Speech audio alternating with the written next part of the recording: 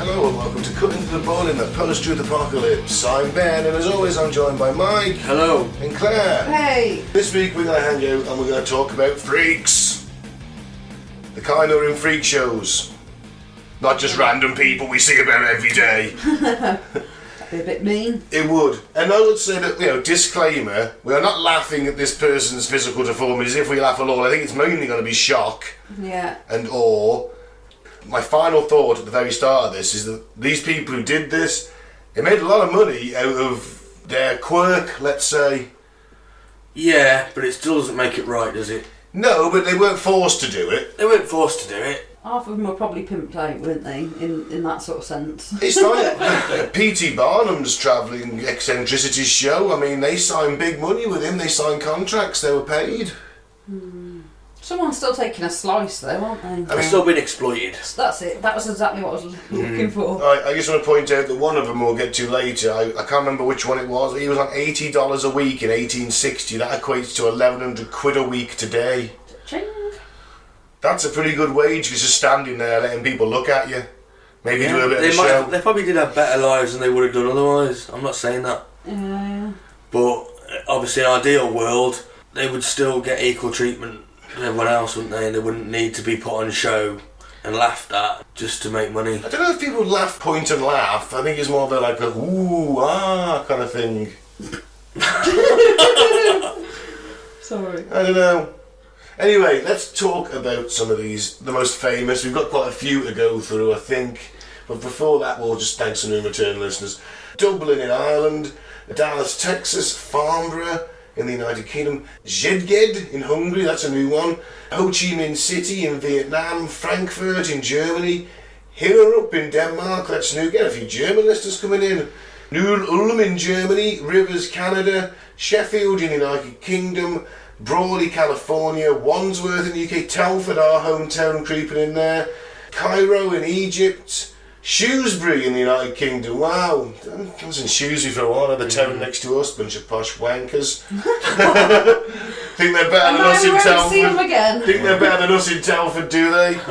No, they're all lovely, and Shrewsbury's a great place to go out for a night. Beautiful city as well. It is, medieval town, yeah, it's very nice. Good place to go for a beer or two. It's got a few cunts that say Shrewsbury. Yes, it's Shrewsbury.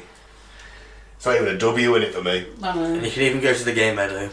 The new meadow. No. Yeah. Prague, Czech Republic, Madrid, Spain.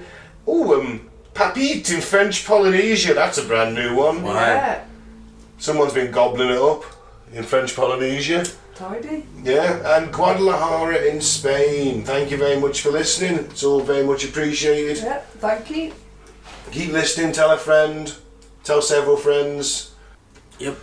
Alright, let's go through some of these ladies and gents. I think this one's a bit unfair. I just think she's like a big woman. Hannah Perkins, the fat lady. Yeah, there's nothing like freakish about that, is it? No, but she's over 6 feet tall and weighing 714 pounds. Was that big for the day? I think that was, for a woman back in she was born in 1836. That's big. Yeah. There's not many women who are over 6 foot tall at that point, and being as broad across the shoulder as her. Did she sing? No. She was just really big. Another fat Close lady sings. Close the night. Yeah. What's more, she was naturally large rather than just being fattened up like most of her contemporaries.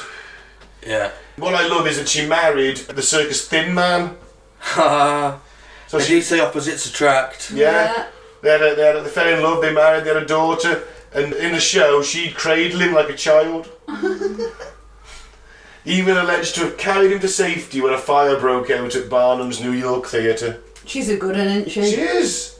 Sadly, it came to a premature end, and she died in 1889. She fell off the stage, caused an infection and died. Oh shit. Oh. Her husband and daughter moved to Kansas and they settled into a quiet life away from the public glare. So I imagine they made a fair bit of money. Retired comfortably. Yeah. Who wants to do the Siamese Twins? Well, then, Chang and Eng Bunker. Born in modern-day Thailand in 1811, Chang and Eng were Siamese Americans. Since they were also the first high-profile conjoined twins, the term Siamese twins becomes a synonym for the medical condition. They worked in show business from an early age, mainly in European American freak shows, though they also managed to overcome their disabilities and wider prejudices, including some obvious racism, to live full lives outside the human curiosities circuit. These guys have a great tale. They really do, considering that they literally joined at the fucking hip. They just seem to get on. Chang and Eng arrived in America in 1829.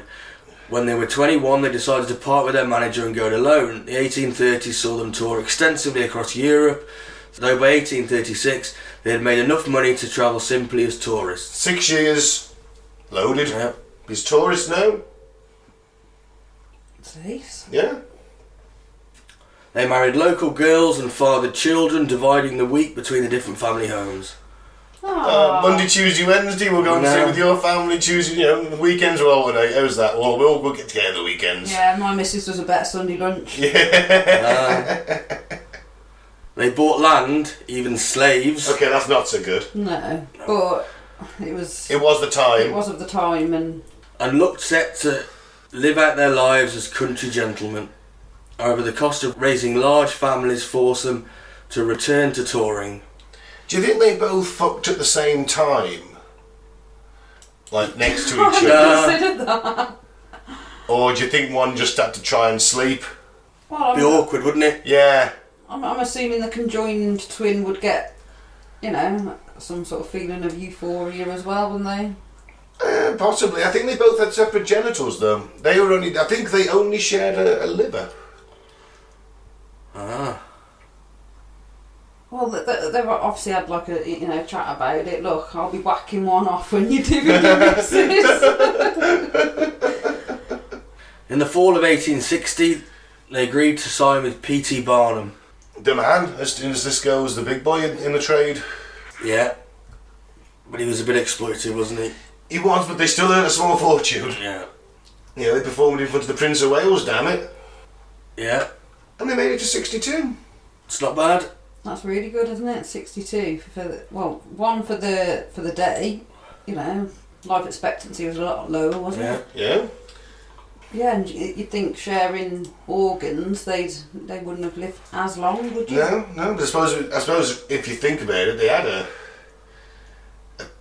pretty not a bad life, really, did they? I mean, 6 years, all they're doing is standing there, letting people look at them. Maybe they do a little song and dance. Do you think that's take their top off and show the conjoined bit? Yeah, probably. I'd have thought so. Do you think they both had a belly button? Good question. Possibly. Go on, Claire, you can have Prince Randy and the human torso. Prince Randy and the human torso. Prince Randy and the human torso, unsurprisingly, the man who would go on to find his fame as Prince Randian was not born into royalty. In fact, he was born to slave parents in what was then British Guyana in the Caribbean in the year 1871. He was born with, what's that? Tetraamelia syndrome. Meaning he had no arms or legs, but this didn't stop him from becoming rich and famous. Though he did it with help of P.T. Barnum again. He's cropping up all over the shop, isn't he? He was the entrepreneur with this. He realised that people will come and pay a couple of cents to come and have a gander. Yeah. And it all adds up. Yeah. Yeah.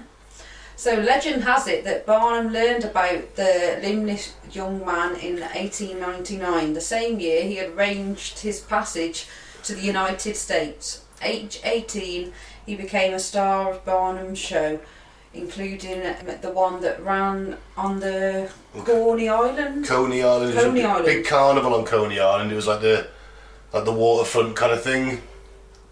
The promenade, big carnival. And it's where the Warriors are based. In the Warriors. Yeah. Well, in 1899 it was quite the place to go. Not when so much for the warriors, it was all very run down and a bit shitty. So, named Prince Randian and given an exotic backstory, he would also tour with Barnum's travelling circus and was, in fact, in show business for an incredible 45 years. That's good, isn't it? And he can roll a cigarette with his mouth. Can he? Yeah, and light it. Yes, he can. It's impressive. God, just burn my eyelashes off. I would and get Rizzler stuck up my teeth. What I love is how they give him like this elaborate backstory. It's like pro wrestling, Yeah. isn't it? It's like, no, your name's Hulk Hogan now, and you're from Venice Beach, California. You're the Most of Hulk. that was lies, wasn't it? What he said about the backstory. Yeah, of course it is. Yeah. It's you create a persona. You It, can't just have, here's some slave from British Ghanaian, can you? Yeah, it's Prince Randian, he's Ghanaian royalty. He was, look at him. You know, give him a fucking credit. So he's more interesting. People are going to go and pay a bit more, won't they? Yeah. They also watched him paint and write using his mouth. Away from the circus, he married and even fathered 3 daughters and a son. So he can even get it on. Good lad. He made it home for his family in an upscale part of New York and carried on working into his 60s. Crikey. And then he died of a heart attack in 1963. And he was in the film Freaks. He was, yeah. Did his little cigarette trick in it. Yeah. Never. Myrtle Corbin, the 4-legged woman. I'm presuming she's no relation to Jeremy. Oh, is it spelled differently? I think Corbin is with a Y, hasn't he? Yeah. Born in Lincoln County, Tennessee in 1868. All accounts she was a normal child except for the small thing. She was born with 2 pelvises, which meant she had 4 legs. God. The 2 inner legs were smaller and weaker, however, and she couldn't walk on them. After her school days were over, she turned to show business and joined her first circus at the age of 13. And P.T. Barnum didn't need to come up with an original name for Myrtle, she already had one. She already referred to herself as the 4-legged girl from Texas, so he just tweaked it and said she's a 4-legged woman. Yep. Since several of the shows and promoters had similar acts, Barnum presented Myrtle as unique and genuine. Doctors were invited to examine her as part of the performance, and Myrtle will be asked to wiggle all 4 of her legs upon request. It's going to show she's not just packing a couple of dummy legs. Yeah. And you can't really ask her to get a crotch out, can you? It's A crotches. the crotches Yeah. out. That's a step too far, isn't it? At the height of her popularity, though, he was paying her $450 a week, which would have been a fortune back then. Yeah. Yeah. Alongside of her professional success, she also got married, and to the astonishment of the doctors, started a family. Cool. Yeah. Wonder which pelvis it come out of. You see, this is what concerns me. They came out of both. Some came out of the little one, and some came out of the normal one, apparently. No way, well, there was a C-section for the... I don't know. But which one's he banging? Because that's like one of them's pretty much like a child's legs. Well, it is a bit, innit? I mean, come to think of it, it's a bit creepy, innit? Yeah. Look on Claire's face, there's an awe. Yeah. You can't see that view, but Claire's just stunned with mouth agape. Yeah, I hadn't considered that. But she's of consented age, so she's all woman. I guess you're right. She's a whole lot of woman. Just her legs don't have a say in this because they're attached to her, and she's of the age of consent, isn't she? And they're open. And they're open. Are the legs technically hers? Or they congealed twin? It's an unborn conjoined twin, so... If she can wiggle them, they're now hers. Are they not? Valid point, if she's got control good over them. Yeah, I'm with you. Because some conjoined twins, they can't really move it, and it is just like parasitic, isn't it? But if it's wiggling. It's a shame that women's football wasn't popular back in them days. Well, she'd been a great goalkeeper, wouldn't she? I mean, she couldn't do much with the 2 extra legs, but they get in the way. No nutmegging her. You can't nutmeg her, no. No. You know? Surprised she didn't train them legs up so she could walk. Well, I think they sort of dangled about halfway between her legs. Yeah, they weren't like full length. Still, creepy. it is a bit, innit? I mean, I'm just trying to imagine how she went for a pee or whatever and all sorts. We can't have either, I think. well, back then, Claire, she just probably hitched her skirts and squatted somewhere, wouldn't she? You know, house, I mean, it wasn't, I don't think it would have been, well, then again, it's P.T. Barnum's, you know, they've got toilets, I'm sure. When was the toilet invented? When did Thomas Crapper invent the indoor toilet? He did as well, didn't he? He did, that's the best of it. I don't know, but I'm guessing, when was this? She died in 1928, so she'd have had plumbed facilities by then, I'm sure. She'd have had to have a special toilet. They'd have to make it bigger, wouldn't they? Yeah. Yeah. Do you want to do the lion-faced boy? Yeah, Stephen Bibrovsky, the lion-faced boy. Lionel, the lion-faced boy. Because nothing says lion like calling him Lionel. Could have called him Leonidas, that would have been better. He looks just like Chewbacca, doesn't he? He does. It's tragic, but he does, yeah. Was it Stefan? I think it might be Stefan. Stefan then, yeah. Stefan Brabowski. Stefan was born in Poland in 1891. He suffered from hypertrichosis from birth, meaning thick hairs covered every part of his body, with the exception of the palms of his hands and soles of his feet. By the age of 4, he'd been discovered by the circus. A German showman called Herr Sedlmayr took him to Germany and exhibited him, but Sedlmayr also paid for Stefan's private education. That's not so bad. I mean, yes, it's child labour, but you're It's still... abducted him from the parents. At I 4. bet the parents sold him. Do you think? Yeah. Because he's like... But at least the guy's educating him, that's something. Oh, they're like, look, you know, he's getting tormented in this town or village, wherever you live in. I can take him, give him a private education. He'd have a better life. Yeah. Better standard of life. I mean, you're charging all these guys like a shilling a gander, and I can get 5 for that. Yeah, he's partly being exploited, isn't he? He is being exploited. He's getting an education, though. He can, you know... Could have been a lot worse. It could have been. Yeah. The pair stayed in Germany until 1902 when they went to America and signed up with Barnum. To add to the act, Barnum made up a fabulous story for his new act, whom he called Lionel. According to this, Lionel's mother was pregnant with him when she witnessed her husband attacked and killed by a lion. This affected the unborn child, and he was born with feline features. Talk about gullible. Well, I didn't think the Undertaker was actually from Death Valley and was dead. It's just a backstory. Yeah, innit? that's realistic. What, they got You a can't dead man take- wrestling? You know, what happens if, like, just as your mum was about to give birth, your dad was was attacked by a bear? Then I'd be called Bjorn the Bear Fucker, wouldn't I? Instead of... You wouldn't be quite looking like a bear. What would if I did and I hunted bears to avenge my father? Well, back then, you know, they'd believe anything, wouldn't they? Cause Yeah, what year was it?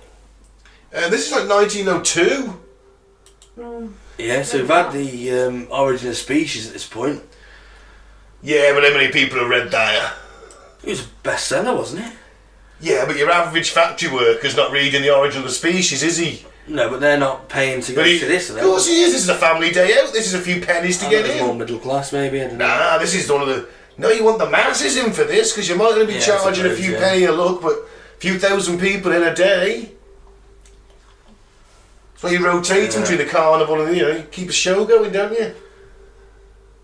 That's why Barnum's got so many in his stable, as it is. Yeah, my point is it's a ridiculous backstory. Well, yeah, it is, Yeah. but no more ridiculous than The Undertaker actually being dead. He used to growl and snarl on stage, And was presented as wild. even though he was actually a gentle, multilingual and a thoughtful song. Ah. Stefan left his circus in 1907, returned to Germany, but came back to work on Coney Island in the 1920s. He died of natural causes in 1932. William Henry Johnson, Zip the Pinhead.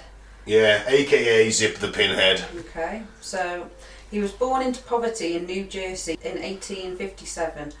His parents were both former slaves and they were struggling to raise 6 children on a meagre income. So when young William started growing but his head remained the same size, they sensed an opportunity. They agreed that their son could join a circus and receive a portion of the money. At first he appeared in the local Van Embrose circus, but then the owner smelt a profit and he too was sold to Barnum again. Bit odd doing it like, hey, you seen our William's head? He's 6 foot tall, but his head's like a 10-year-old's. Sell him to the circus! You think we could sell him to the circus? No. We need a fucking doctor to help me here. Well, I'm just, you know... I've got 5 other kids to feed, at least he's getting fed. He's earning. So Barnum named William Zip the Pinhead. He made up another incredible backstory. He would tell the crowd that Zip was from a remote part of South America and that he was the sole surviving member of an Amazonian tribe. What's more, he would make a dramatic entrance, rattling the bars of a cage he was trapped in. The audience would be told that Zip was the missing link and would only eat raw meat and nuts. Over the years, however, this element of the act was toned down considerably. So it's changing attitudes and things like that, then is... So Zip became Barnum's biggest and most popular acts. Both men made a substantial sum of money. Though Zip wasn't too smart, his fellow performers looked after him and ensured he was never taken advantage of. That's nice. In all, Zip performed for 67 long years. Whoa! And was a showbiz legend and died in 1926 at the age of 83. He had a good innings, didn't he? He did. I love this next bit though. Doctors both then and now concur that William was probably not microphylatic, nor was his mental capacity reduced as much as one believed. Maybe he was just plain dumb. That's it. If you got a smaller head though, you're going to have... Sometimes you play the part that you expected to play. That's it. For all you know, he's at night, he's there trying to better himself, who knows. Yeah. Shall I do the bearded lady? Go for it. That sounded dodgy. Bagsy sloppy seconds. Madame Clophilia, the bearded lady of Geneva. Wow. Soon after Josephine Bosch-Dredgen, I think that's right, was born in Switzerland in 1829, her parents started to worry. She was unnaturally hairy and the problem only got worse. According to some accounts, she had a 2-inch beard by the age of 8. Ah. Wow. Doctors are puzzled and her parents distraught, so they sent her off to boarding school. What could have sent her off? She was tormented. She was learned to behave like a society lady, so they're like, alright, she's got the beard, but at least she knows how to act like a lady. She might still snag her husband yet, who knows, with her manners. Hey, love the beard. Hey, bridesmaid, love the beard. Gives me something to hang on to. Woof. Woof. In the words of Lord Flashheart. When she graduated at the age of 14, she decided to make the most of her looks, and with her father as her agent, Josephine toured Europe. And while performing in Paris, she met her husband, an artist called Fortune. Or is it because he's French, is it Fortune? Like, I'm an artist, I'm Fortune. Your name's Frank. I'm Fortune, darling. They had a son, Albert, who was just as hairy as his mother had been as an infant. All 3 of them, as well as Josephine's father, moved to America in 1853, and there they met with P.T. Barnum. He invited the family to appear in his American Museum in New York. Josephine was promoted as the bearded lady of Geneva. And they dressed her like a classic European aristocratic lady, and she even fashioned her beard in the style of Napoleon III. A few weeks after Josephine's first appearance, a man took Barnum to court. He claimed his bearded lady was really a man. Doctors quickly confirmed that this was not the case, but the publicity generated by the case made Barnum's museum more popular than ever, and there is a possibility that he may have actually arranged that trial to get a cheap publicity stunt. Oh right, so it might have been a man after all. No, it causes controversy, so people are like, what, I'm going to go and see the bearded lady at Barnum's American Museum, because they're saying it's a fake, but they've been to court, and yeah, just go and see for yourself. Come see for yourself, see if you agree with the judge. Yeah. You know, it's people at the door, doesn't it? Her popularity lasted a few more years, though after the 1850s her fate is unknown. She may have made enough and retired, who knows? Done a run of one of them European dresses and gone off to live her life as Napoleon III. Shaved. And then Yeah. no one recognised her. I had it in my head that she killed Napoleon III and just disguised herself as him, using her facial hair. Fiji Mermaid? The Fiji Mermaid. Right, P.T. Barnum was famously bold in his efforts to part the American public with their money, and the so-called Fiji Mermaid is a great example of this. While the modern observer would see it for what it was, an obvious fake, Barnum was convinced he could make money out of this half-human, half-fish. Okay. Right? Yeah. With the public fascinated by mermaids, crowds flock to see the curiosity for themselves. Is there a picture of this? So yeah, a picture that's... I like it. The neck doesn't look realistic at all. Did you take your kids to see it? Yeah. It's like Back in the day, yeah. fossilised, half human, half fish. Yeah. It's not, it was produced in Japan in the early 19th century. What they used to do is used to sew two different animals together. So it's the head and the torso of a monkey stitched with the back end of a fish. And that was a Japanese fashion at the time, was Apparently. it? Wow. Something they did. Like, for fun. Like taxidermy. Must have been for fun, I don't know. For the crack. Just, you know what? I've always wanted to see what a monkey and a fish look like together. Monkey fish. Monkey fish. Obviously, P.T. Barnum said it was the missing link between man and fish. As if that's how fucking evolution works. Yeah, but your average punter doesn't know that. I know. Well, we know how stupid the average punter is. So you just showed that fossilised thing. Yeah, God, you could make money off anything back then, couldn't you? you certainly could. But I suppose they didn't have much entertainment, did they? Well, that's it. You got. They used to go to seances, didn't they? That was a big thing back then. Yeah. They took a public execution in the 1860s, haven't they? Probably. And you had a civil war going on from 63 to 67. My God, the flat's creaking. It's the fucking heating, I don't know what's coming on. Shouldn't be. Thought you'd been doing this. You said seances and all of a sudden stuff starts to creak. What have you been doing when we're not here? Move on to Fanny Mills, Fanny Mills. the Ohio Bigfoot girl. Those are some seriously big ass feet. Oh They're yeah. huge, aren't they? They are, they're massive. She's like normal all the way down to her knees, isn't it? Her thighs look pretty normal as well, don't Yeah. Yeah, and then from her knees and her knees out and her knee itself, they're like Hulk feet. Hulk feet. they? Yeah, or Shrek. Shrek as well, they look a bit like Shrek feet. I mean, I guess, you know, there's a picture there of comparison of a lady's boot, normal lady's boot at the time. It's like you're looking at... She's got to be like a size 38, feet wise. Well, it does say what she had to use as shoes. Okay. She's got cankles as well. Yeah, they are very swollen, and I'm surprised they haven't split, to be honest. Yeah. So as a girl, Fanny Mills' feet started to grow and grow and grow. Though she was a Diminutive. 115 pounds, her feet stretched 19 inches long and 7 inches wide. She wore pillowcases as socks and the skin of her 3 goats as shoes. Fuck me. Gotta kill 3 goats to make her shoes, and you're losing 2 pillowcases. Fucking hell.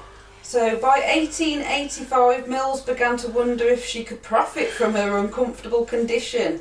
With help from a friend named Mary Brown, Mills set out to the East Coast in the hopes of putting herself on display. Showman eagerly accepted her offer and billed her as Ohio Bigfoot Girl, since Mills had grown up in Sandusky in Ohio.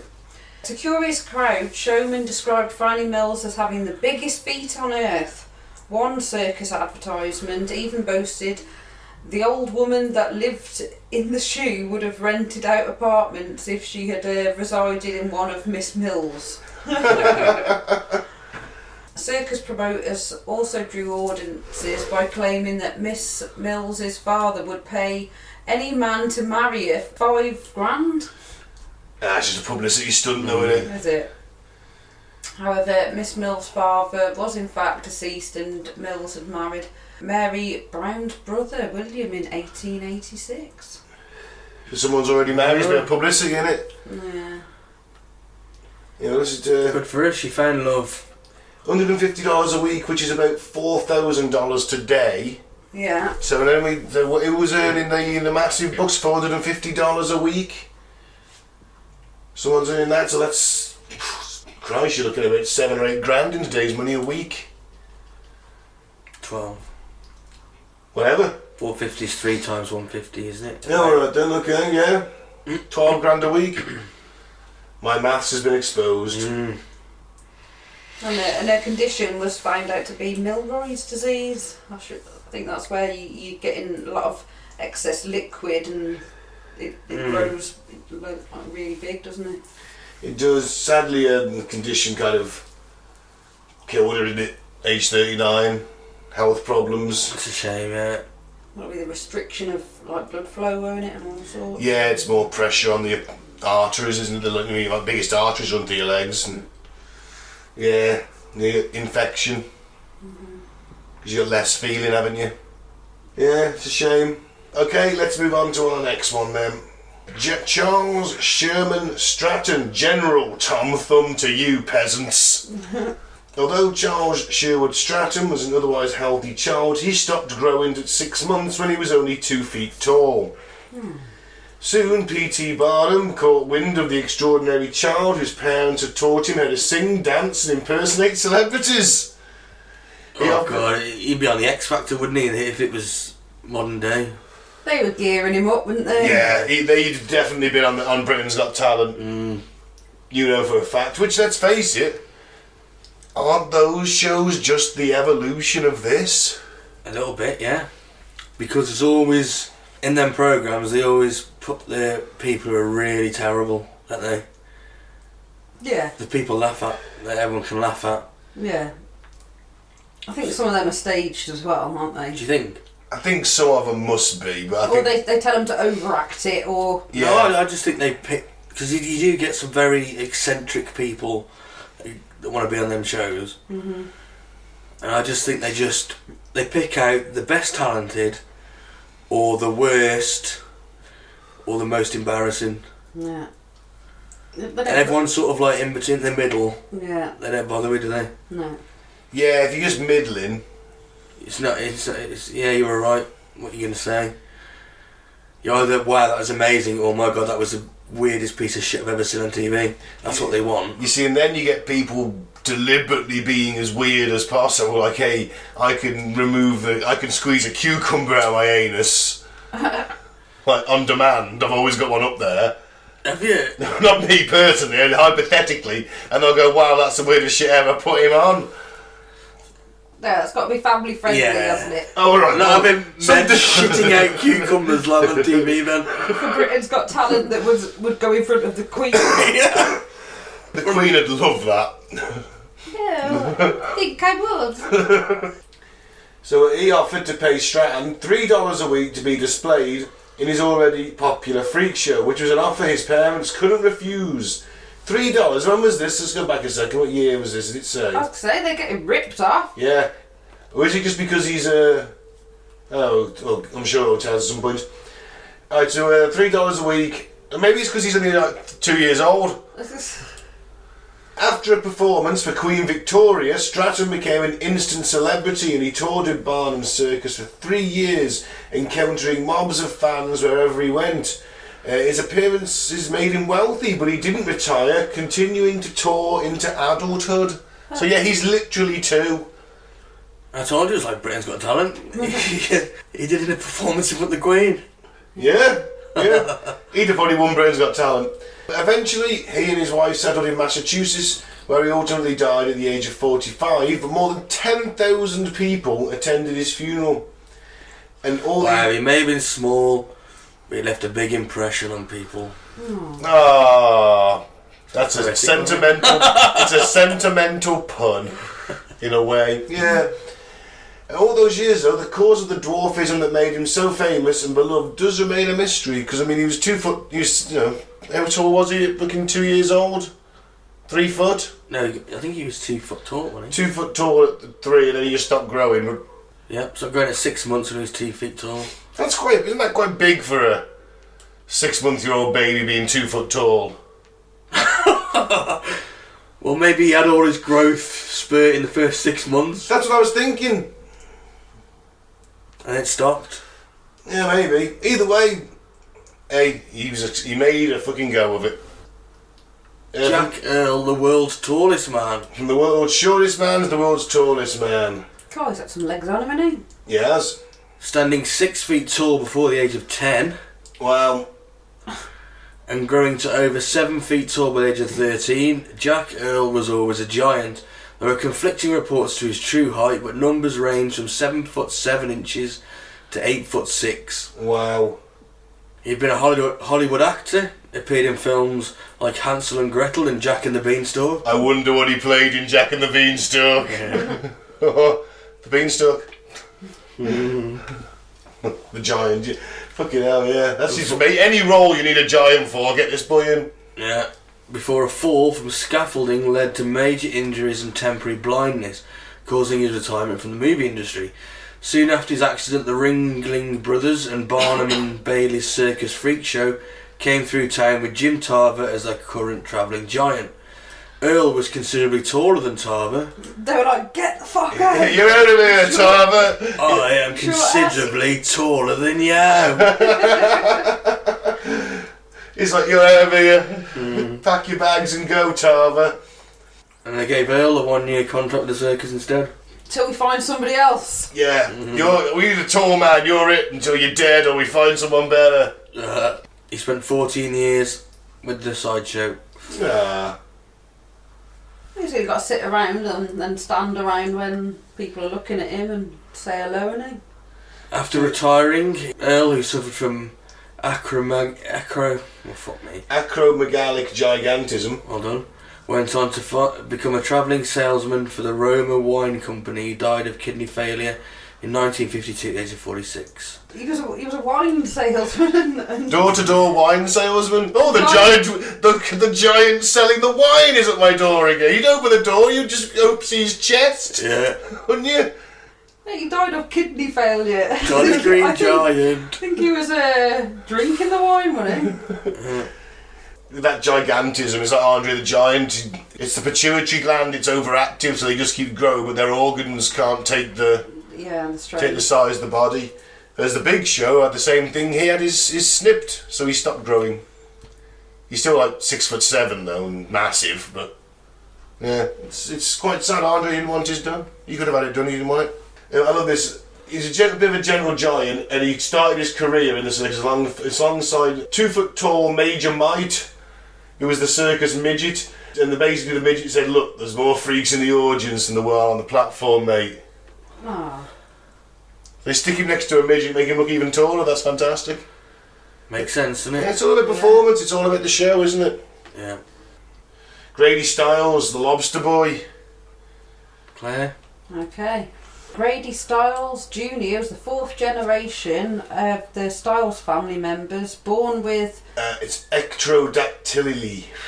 I'm glad you cleared that up for me, which is a family trait going back to the 1840s, which caused their fingers and toes to fuse into claws. Well, they look like claws, don't they?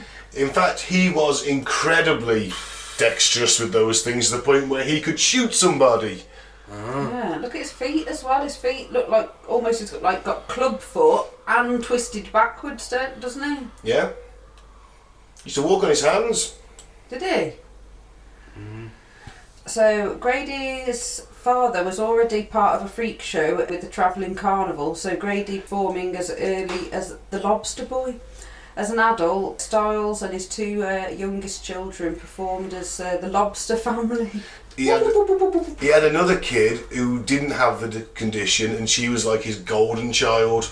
Right. But the other two, as soon as one had the... Oh, they're just the freaks. They're just, come on, you and me, you're making money. Harsh, innit? You're making money, come on. Yeah. But he was an abusive alcoholic. Oh yeah, who beat his wife. So this was no happy family. On the eve of his oldest daughter's wedding in 1978, he shot and killed her husband-to-be, an 18-year-old kid who Grady disliked because he called him a freak. I should imagine people all over the Times have called him a freak, haven't they? But this is 1978. He's still performing in this role. He's still going round with the travelling circus. Wow. In 1978. I didn't think it went on that long. I thought it would have stopped before the Second World War or something. Yeah. Well, he wouldn't have had to go to war, would he? No, he'd have been cutting himself. Although he could shoot a gun, to be fair. Yeah. Brady confessed, saying the kid had attacked him and was convicted of third-degree murder. The trial was quick and included witness testimonies from the carnival fat lady and the bearded woman. Who we got on the stands there? Who are you calling as your first witness? Is the carnival fat lady, and after her is the bearded lady. They're going to be character references for Mr. Grady. Oh, you couldn't write it, could you? No. Because no institution was equipped to deal with his condition. However, he was sentenced to house arrest and 15 years probation. Oh dear. Yeah.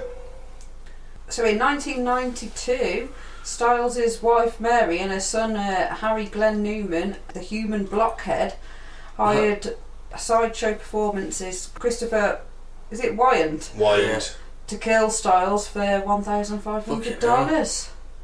Wyant shot the 55-year-old man multiple times in the back of the head while he was watching TV in his trailer. Jesus, executed him. God. Yeah. Styles was so disliked that only 10 people came to his funeral. Oh yeah, but he sort of didn't deserve execution. Well, No. God. unless that was the law, he probably would have gone. He'd kill a man, I suppose. He killed a man and he nearly killed another one. He'd left out in his tale, because this is just a brief bio. He claimed that he'd got better, he'd stopped drinking and he'd turned his life around and he was working again, running the show. And his wife had remarried, and she came with a husband who was quite a frail chap, and Grady basically punched him so hard the guy was never the same again. And she ended up actually leaving that guy to go back to him because of the emotional hold. He was a very manipulative, evil man. Yeah. Yeah, he was not a nice guy, but no one deserves to go out being executed like that, I guess. And he'd already got away with prison for killing somebody, hadn't he? Just because no one can accommodate my condition. Yeah. His son, though, Grady Styles III, he was born with the same condition, and he still works as a sideshow performer today. Today? Still working today. Wang, the human unicorn. Wang, the human unicorn, never actually performed in the freak show. He was found in Manchuria, China, by an ambitious banker who snapped a photo in 1930 of a 13-inch horn growing from the back of his head. The photo was sent to Robert Ripley, who offered money to exhibit Wang in his auditorium. Wang, however, was never heard from again. Oh, yeah, man, he missed out on a fortune. It looks like fucking devil horn, doesn't it? It does.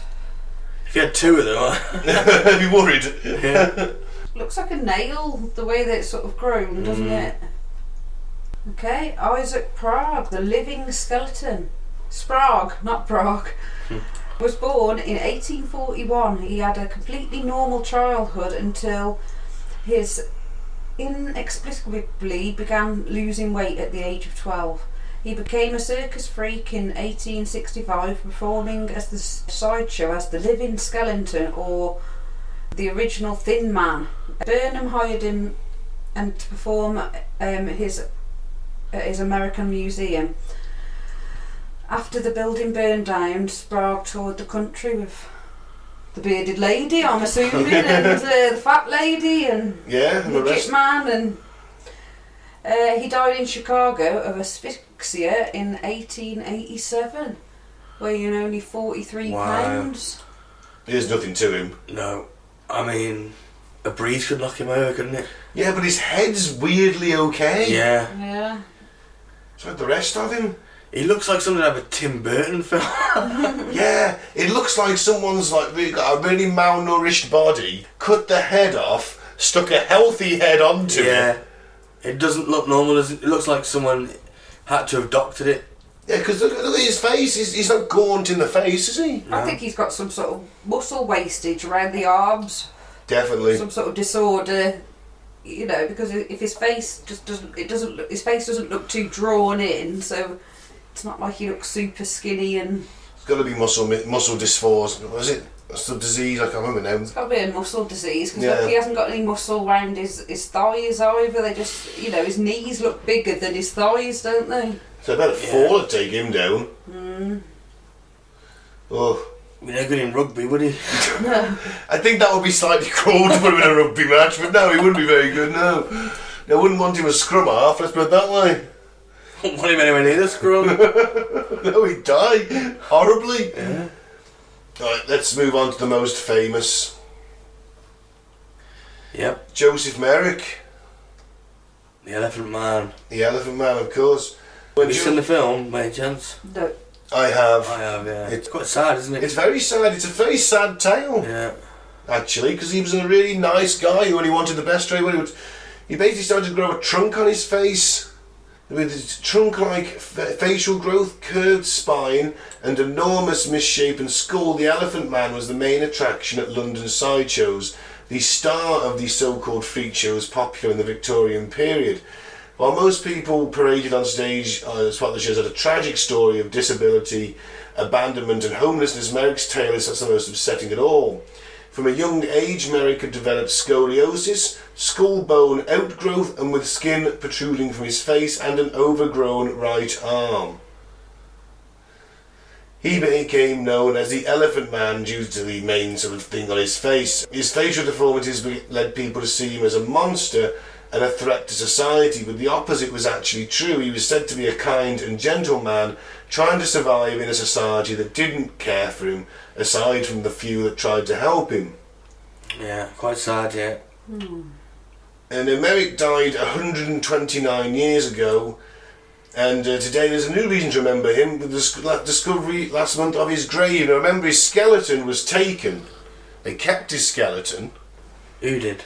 When he died, Yeah. they found him because he couldn't sleep lying down. Because he'd have choked.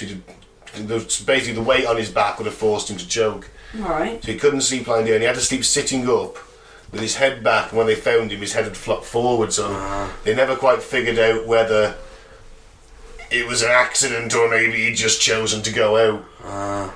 That was the thing. Shitter. But they found, maybe because they basically took his skeleton, they would have buried the rest.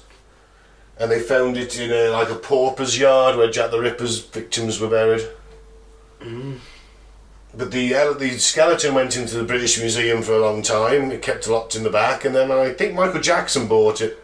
He's got it. What's Michael Jackson got the Elephant Man Well, he for? did have. He did have. No, he bought it. Dunno. I mean, He's a weird fucker. he was a weird fucker. The less said about him, the better. Yeah. I know. I talked with someone once who wrote an entire university thesis on why MJ was innocent. Really? Yeah. I still think he was dodgy as fuck and he should have known better. Yeah. Yeah, he's dodgy, innit? At the very least, if nothing ever, briefly, because it'll be a future episode, if nothing else, Christmas one, probably. possibly the Christmas one, if nothing else, don't set yourself up to be accused of anything like that. Yeah. No, you should not be unsupervised with young boys as an adult. And sleeping in the same bed as them you when know, they're not people your you don't- relation. Yeah, people you don't know. Yeah. You know, and having childhood friends when you're a 40-year-old man Yeah. is a bit weird. So don't put yourself in that situation. But yes, anyway, that is the end of the... And the last one's the most tragic of the lot, probably, actually. Yeah. He had a bit of everybody's, he had a bit of the fat lady's arm, and he had, I mean, it's... the trunk. He had everything, didn't Yeah, and with Victorian England, my God, you know, it wasn't a place that was going to help someone like him, was No. it? It's only the fact that the doctors found him. That's why it's important to have as much as an inclusive society as possible, so these people are able to fit in and live normal lives. There are people with this condition now, not as bad as obviously Merrick, who was like, no one's ever had it as bad as him, but there's people with the facial disfigurement, and yeah, I mean, I guess they have to try and fit into society as best they can, go and work if they're able and that. It's just teaching people to be more inclusive. You are right. I mean, I don't think he'd want to go and work in a freak show today. But back in the 1850s... Ironically, it's probably the best place for them. As sad as it is, but... That's the thing, I mean, barring Merrick, I mean, the Barnum's and the American side of things, or Barnum's especially, they made a lot of money, didn't they? They were well looked after, because you need them to perform, you got to keep them healthy. Yeah. They were getting paid well, most of them, weren't they? Oh, 12,000 a week, that one was taking home, the others were taking like $1,000. I mean, it's just, really, I mean, you know, you do a bit of an act. See, it's, you got to make the most of what you got. That's it. Yep, good place to end on. Do you want some fucked up facts? Yeah, go for it. Alright then, let's end the show on some fucked up facts. Jingle, please. Facts, fucked up facts, facts. Thank you. Facts. Medieval surgeons use spider webs to close wounds. I've heard that, yeah.